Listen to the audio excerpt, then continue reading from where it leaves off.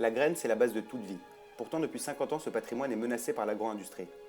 Face à la perte de nos semences traditionnelles, des citoyens ont décidé de créer une pétition pour permettre aux maraîchers de produire et utiliser librement des semences reproductibles.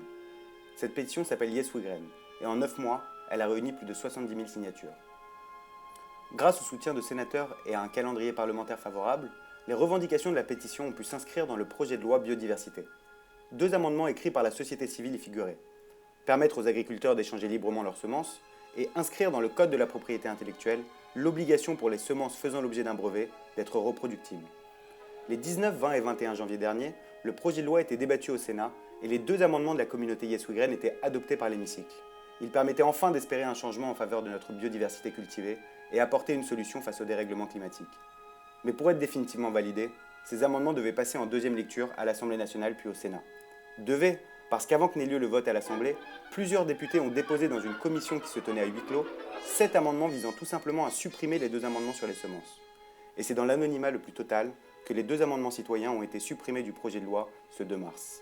Il ne reste que très peu de temps pour agir, mais on ne va pas abandonner. Avant la date de clôture des amendements fixée au 10 mars, nous allons tout faire pour qu'ils soient redéposés et soumis au vote des parlementaires.